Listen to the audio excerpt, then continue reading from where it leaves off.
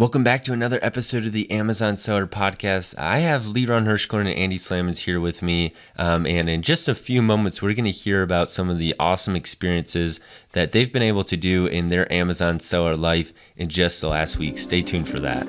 This is the Amazon Seller Podcast, hosted by multi-million-dollar Amazon sellers helping you launch your private label business to the next level. Find us on amazingfreedom.com or subscribe to this podcast on iTunes and YouTube.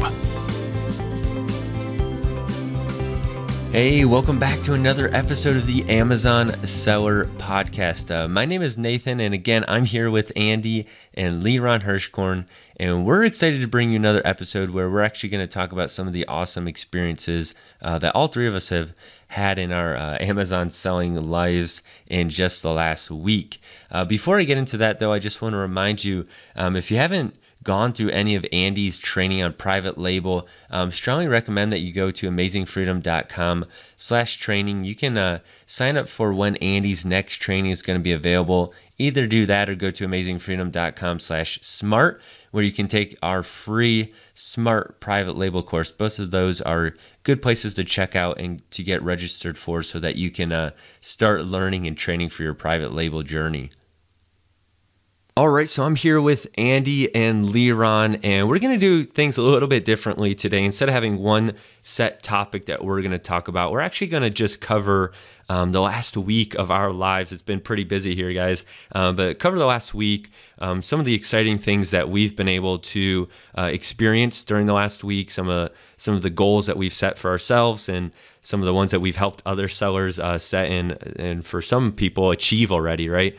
So we're going to talk about that. A lot of exciting things going on. Before we get into that, just want to mention, Liran, I know you shared with me a message that you recently received on Facebook that was really encouraging. We like to receive these. It's always helpful to us. If you want to just maybe summarize or share that message with us, just because, again, it's encouraging for us.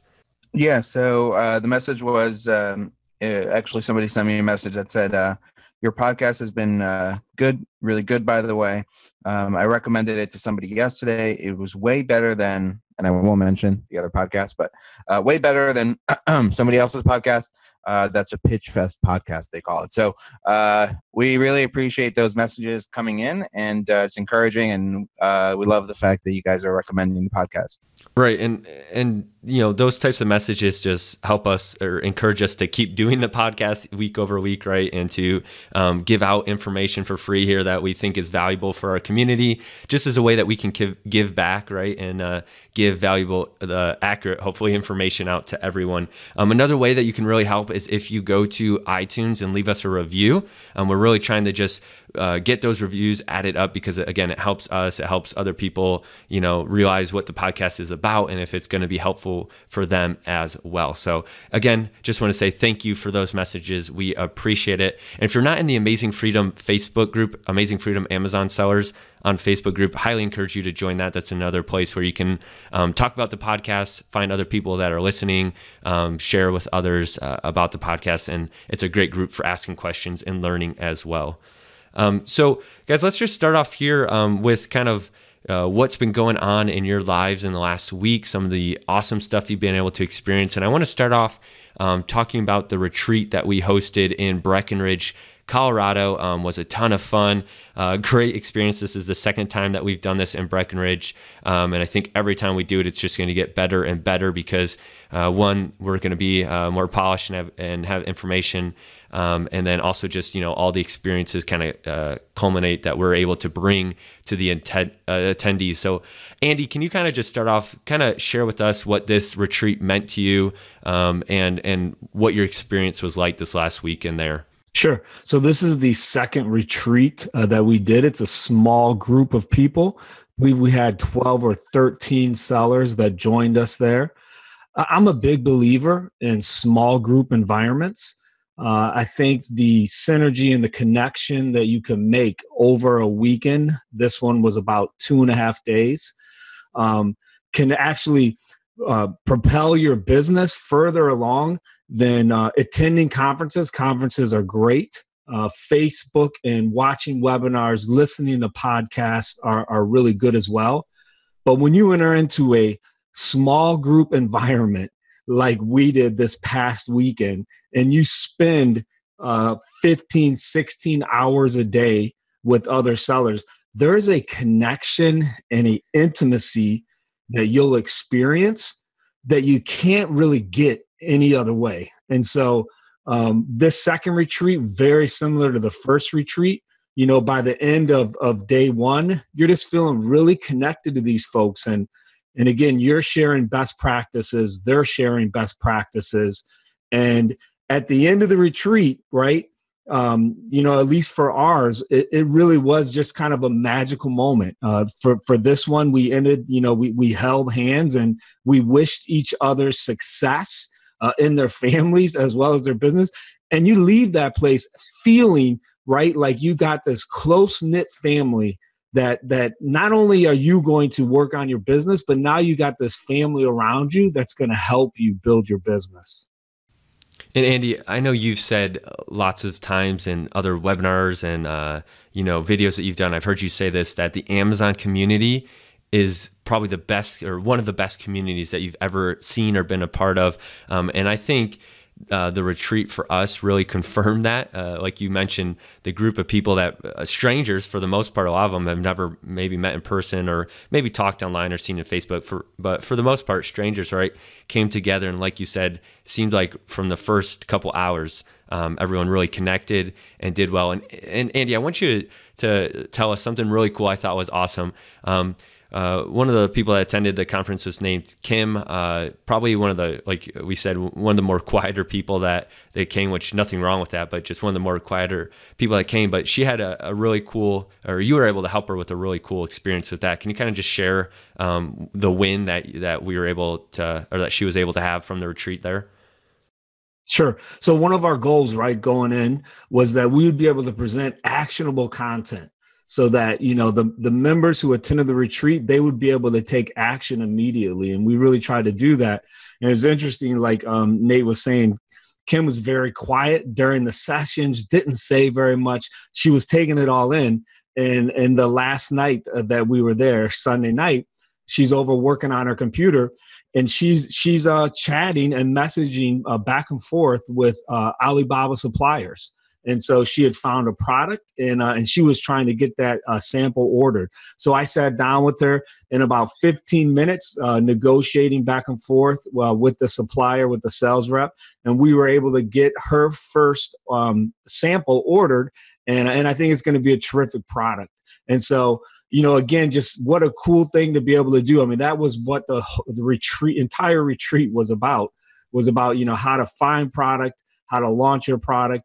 And here Kim was on Sunday night before the retreat was even over. She actually placed an order for a product. So yeah, that was neat. And yeah, that was awesome. And one of the things that we really stressed at the retreat, just a small piece among many, and I think our listeners that would probably always need a reminder about, is just taking action when it comes to connecting to suppliers or ordering samples, right? I know for me, when I first started private label, one of the struggles was you almost you want to do too much research at first, and you're kind of nervous to even connect with the supplier. And we really tried to stress to the attendees to just make that, take action and really go ahead and just connect with suppliers as soon as you think you even have a small potential of getting a product, because that's how you actually get the ball rolling, right? And that's what, for many of the people that attended, were able to take that action and actually connect with suppliers before the weekend was out, right? So that's really encouraging. I thought that was good. Also,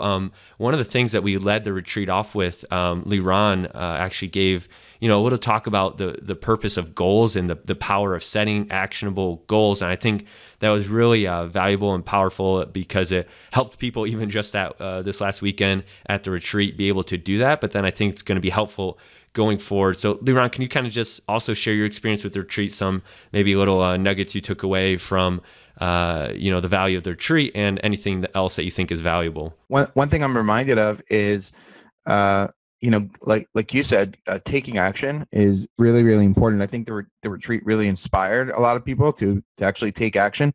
And so, this isn't meant to just talk about the retreat. This is meant to give you inspiration listening, to say, if you've been sitting on the fence on private label, or if you're going through ideas and ideas and ideas, and you haven't taken action, then you need to take action. I wanted to kind of read a post from somebody who is in our inner circle group, who posted a picture and wrote, received my shipment from my PL product today.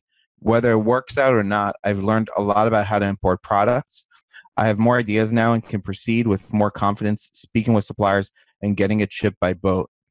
So this person took action, and what I say is I say this is your MBA in private label, is actually going through the process and taking action. And actually, he wrote in a comment, more practical and quality education in this group than I received in college, and cheaper. So, and especially going through that process is your MBA in private label. So I encourage you to take action. And that's kind of how we set the tone for the beginning of the retreat. And like in setting goals, having a positive mental outlook.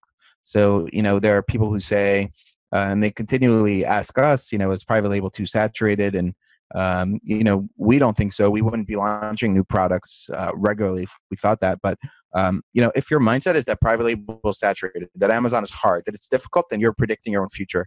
But if your mindset is one that says there's always going to be opportunity, online sales are only 8 to 10% of total retail sales. There are so many niches that are underserved on Amazon. There's so much better I can do with my listings, with my images, with my packaging, with my listings and other people.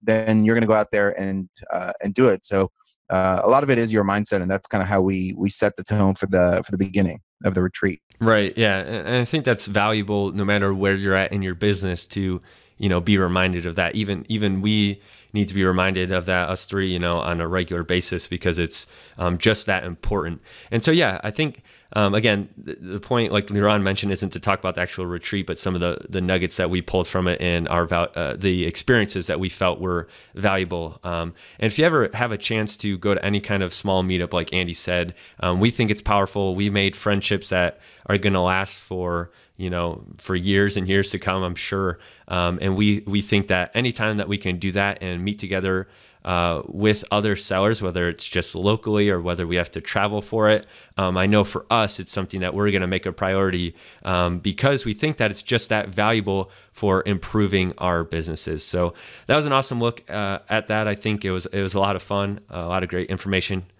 Yeah, Liran, you have something else you want to mention about that? One other thing I wanted to mention is we had one of our retreat members, Dan, actually spoke at the retreat, and he has a great story. He went from part-time from 0 to 100,000 pretty quickly in mostly wholesale on his business, but he comes from a back monthly 100,000, actually now I think 120,000 in sales in wholesale, and he is actually one of my coaching students and is launching a couple of private label products.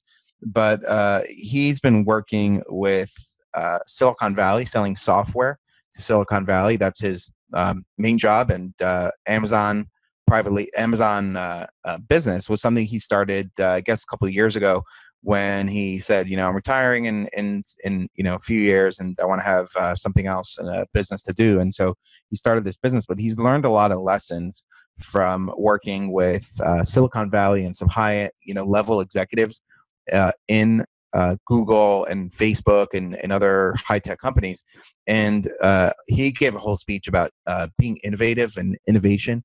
And one of the things that he does every day is he asked himself questions about how can he pivot and do better. So I took a picture of one of the slides he gave because it just resonated with me. So I'll read it off to you. It said, learn to pivot by asking questions. So for example, what can I substitute? What can I combine? How can I adapt? What can I magnify, modify? What can I eliminate? What can I rearrange? If you think about that, whether you're doing private label or, this would work well if you're doing bundles, right? If you're thinking now about back to school bundles, then you can ask yourself these questions, and how can you do better and create better listings? Same thing with private label. Then the competition. What can you modify? What can you eliminate? What can you magnify? Right? How can you position yourself and differentiate yourself to be more successful. So, that really I thought was a really good presentation and something I took away. So wanted to share that. And yeah, and I thought that was valuable too because Dan talked to us about those things that Liran just mentioned, and like Liran said, Dan really actually takes the time to ask himself those every day and kind of think about it. And it's the type of thing that a lot of us probably say that we want to do, but we just never follow through. But if you look at a lot of the top entrepreneurs or business owners in the world, they'll tell you that they do something similar every single day, right? They start off their day by asking themselves those kind of questions, or looking at their goals, or meditating, or whatever it is. A lot of really smart and influential people will tell you that they do something similar. So I think that was valuable. Okay, so after we did the retreat, Andy and Liran, you actually both headed over to Vegas for a licensing show that wasn't Amazon specific necessarily, but that I know, just talking with you so far, you have felt that is going to be really valuable. Can you kind of just go over what your experience was with that, why you were there, why you thought this was going to be helpful, and first off, start off telling us what it actually is. Yeah, so I actually found out about the licensing show by networking, which we always talk about why networking is really important. So through networking, I found out about the licensing show. I mentioned a few months ago to Andy, I think this is a good opportunity, and Andy said, "All right, let's do it, let's go." So, and that's also the power of like having positive, encouraging people in your life, because you can have that one person that you say, "Hey, I've heard about this thing, let's try it," and they might tell you, like it's not going to be good, or you're not big enough for it, or whatever. Because licensing show can be a little bit intimidating, right? So just to talk about kind of like what is licensing? Well, if I want to make a mug and I want to put Mickey Mouse on that mug, obviously I can't just do that, because Mickey Mouse is the property of Disney. So I would need to get a license from Disney to use Mickey Mouse on the mug, and I would have to pay them a royalty and guarantee a certain amount of sales, and probably pay them something up front. That would be called a licensing deal. So I have a friend that actually was very inspiring for me, because they've made a deal with Nickelodeon. And so, it's a long process. It's not something that's necessarily easy, but, easy is not necessarily what we want to go for, right? We want to go for sometimes, going for something that is going to be hard is very worthwhile, because that means it's not easy for other people to duplicate it. So I said to Andy, going to the show, Andy said, absolutely, let's go. It's a good opportunity. And so we went there really not knowing a whole lot about licensing, and going with an open mind to learn about what the opportunity is. And it turns out that there's a good opportunity to be able to differentiate your private label brand by partnering up with somebody who has a license that you can use on the product. Now, the licensing show is mixed between some of the largest companies in the world, from Nickelodeon that was there, and CBS, and WWE, and major brands, Netflix, etc., to smaller companies, authors, to artists. So there are artists that license out their art. So for example, let's say you make a towel and there's an artist who draws these unique pictures of cats. Well, you can license their artwork and put it on your towel, but now you have a differentiating product. Somebody can't just copy that artwork, because that's infringing on those rights. So we just went in with an open mind. We learned a lot about licensing and how these things work. One of the tips I would say is that we didn't really come fully prepared, and again, it was our first year, and so that's we're okay with that. But I would say if you do go to the licensing show, you kind of want to come with a portfolio kind of PDF of your product, your sales, your history, your expertise, potential for future products within your brand, and come prepared to have a story to show. You also want to do some pre-work in terms of trying to set up appointments beforehand. We didn't have any of that, but we were able to get appointments while we were there. We were able to, both Andy and myself were able to secure, or at least have the initial discussions to secure some potential deals to enhance our products.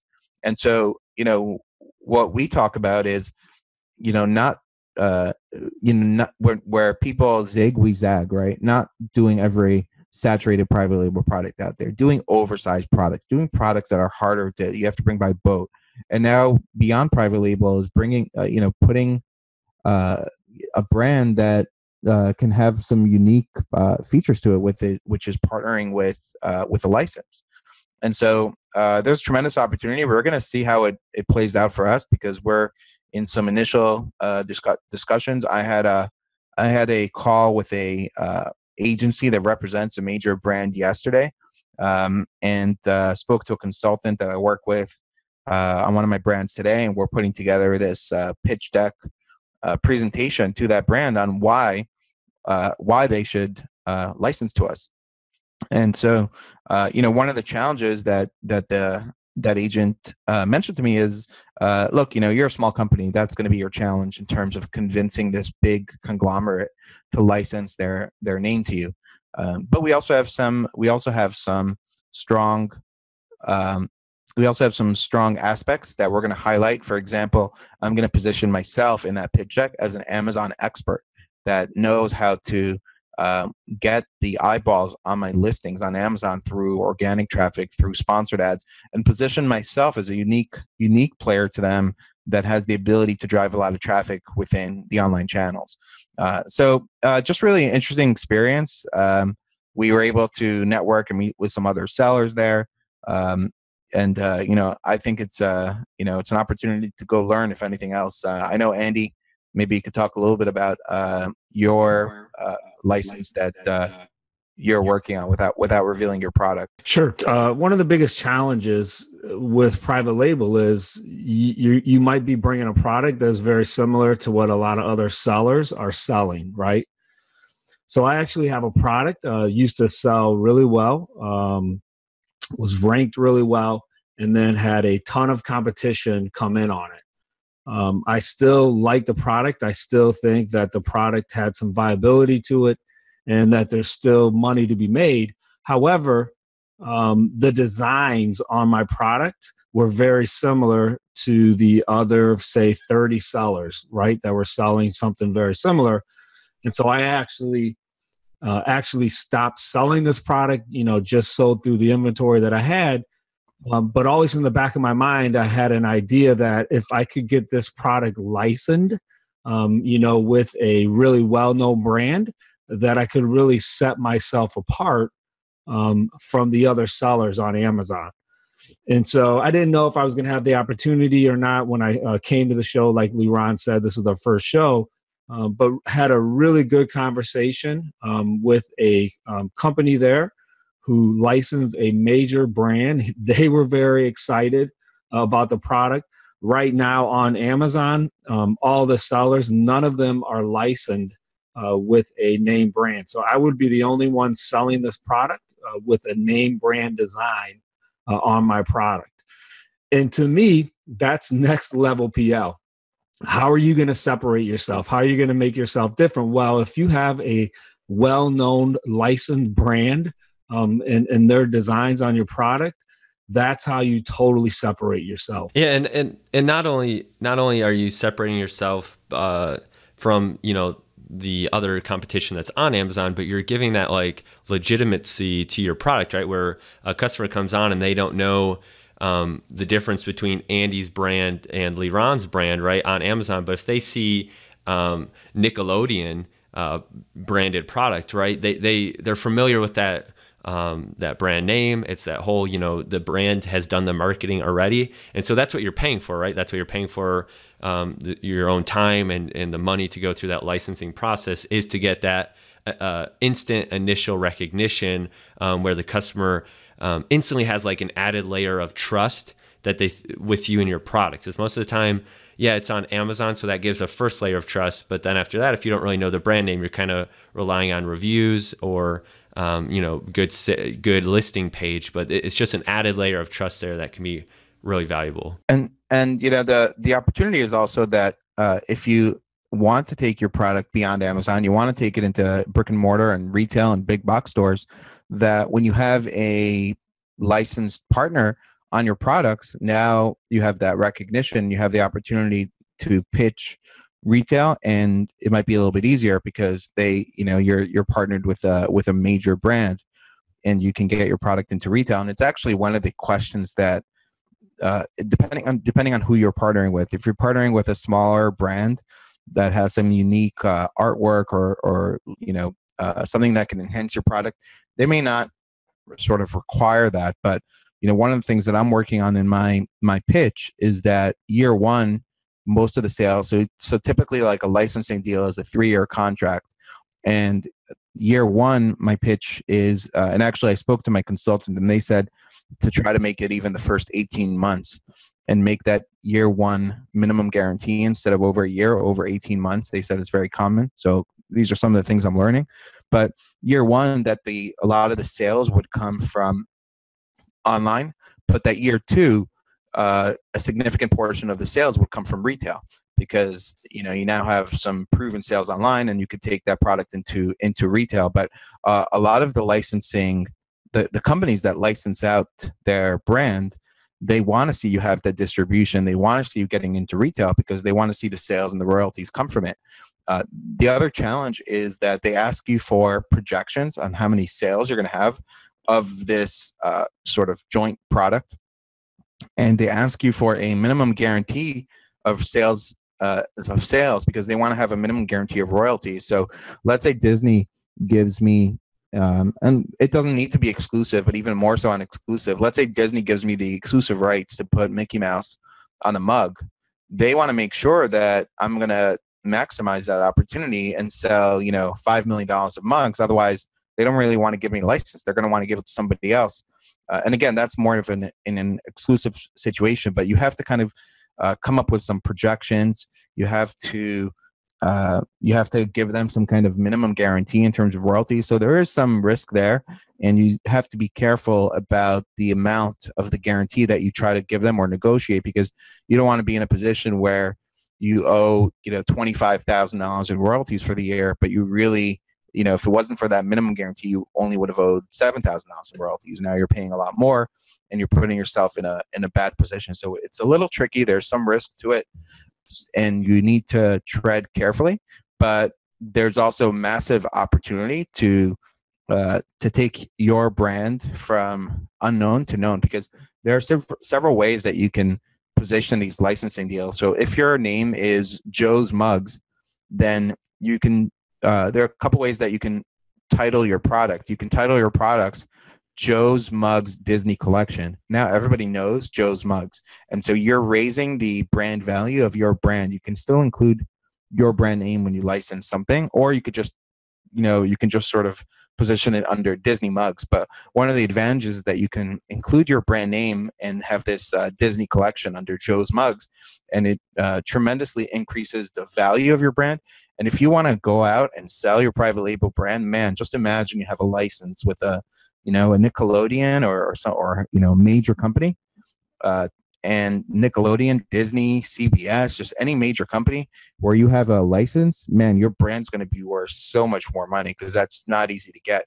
And so there's lots of strategies on how you can differentiate yourself, and that's why. Even just with private label alone, we talk a lot about just make your product different just in the first place. Forget about licensing to begin with, but make your product a little bit different, make it better, improve, read all the bad reviews, and make a unique product that's better than others. And, ask yourself, why would somebody buy this from me? Adding a license just takes it to another level. And we really went to learn, because one of the things we do is we teach others, and we're constantly trying to take our business to the next level. And we don't just teach, we actually do. We go through the process, we go through the struggles, we go through the challenges, and then we bring it back to you, our podcast listeners, and to our students. Awesome. Yeah, I think that's really valuable, especially what you said there at the end, because a lot of times just hearing about the experiences and knowing the opportunities can really give a boost to your business. So hopefully everyone listening finds that helpful, just to hear what Andy and Liran have been doing in their own business, and can be encouraged by the opportunities, and also just, seeing what they're doing and knowing that they're actively trying to be kind of on the forefront of private label and selling on Amazon, so that we can bring it back to you and bring it back to the amazing Freedom group and our inner circle group that we have, and constantly just be trying to bring valuable information. So I think that's good no matter where you are in your business. Hopefully you find that valuable. And then one last thing I just want to talk about here. So that kind of covers the last week in our Amazon lives. Pretty busy, but I want to cover one more thing coming up here, depending when you're listening, coming up or has already been done. We're doing a webinar with an awesome Amazon seller named Gay Lisby. She's really inspirational, has done a lot of awesome things in her pretty short, relatively short Amazon career. She started with a $2 book sale on Amazon back at the end of 2014, and she was able to do over 1.6 million in revenue and sales on Amazon in 2016 in that 1 year alone. We're doing a webinar with her. She's going to share her experiences, how she was able to grow to the way that she did. It's not private label specific. She's going to show some of the other strategies that she used, such as retail and online arbitrage, a little bit of wholesale as well to grow to that point. Andy, I know you've done an interview, at least one, with Gay before and have met her and have been able to connect with her. Can you kind of just real quick recap what kind of seller and person Gay Lisby is, and why it's going to be awesome to be able to do a webinar with her coming up? Sure. So one of the great things right about this business is you have people from all different walks, all different areas of life who are now very successful Amazon sellers. And you'll see this in Gay's webinar.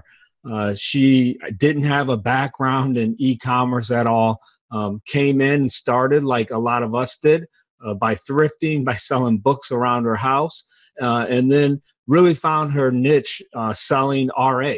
And she does a little bit of OA, a little bit of wholesale, but still primarily a lot of retail arbitrage, going to big box stores like Walmart, Kmart, and then reselling those on Amazon, and just extremely successful. I mean, I think she did like 1.6 million last year, which was her second full year, paid off her mortgage on her home. So she's debt free.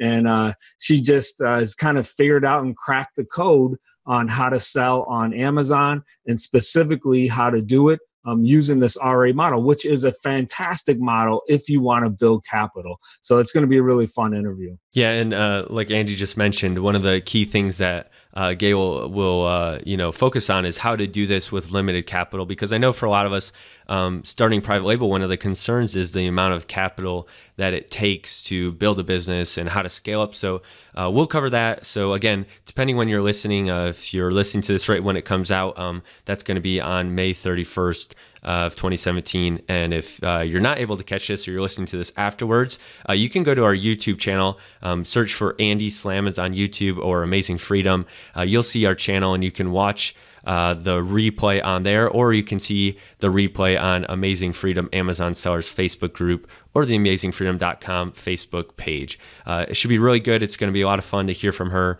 and hopefully everyone will find that information exciting. Awesome. Well, that's going to do it for today. Hopefully that was valuable just to hear about some of the experiences that Andy and Liran and myself have gone through in the last week. Again, we're always trying to improve our knowledge on Amazon, trying to pick new private label products, researching them, bringing them over to the Amazon marketplace, and ranking them well. So that's really our goals. That's what we're trying to do week over week. But then we're also trying to bring you that information, try to help you grow your business in a similar way. So thanks for hanging out with us today. If you have any questions, you can go to amazingfreedom.com/ask and ask us those questions that we can answer on a future podcast. And then I also just want to remind you again to join the Amazing Freedom Amazon Sellers Facebook group if you haven't yet. Really great group just to connect with us and other Amazon sellers. It's going to do it for today. We'll see you next time on the Amazon Seller Podcast. You've been listening to the Amazon Seller Podcast. Make sure to subscribe and join us next time for another look at how to dominate the Amazon marketplace.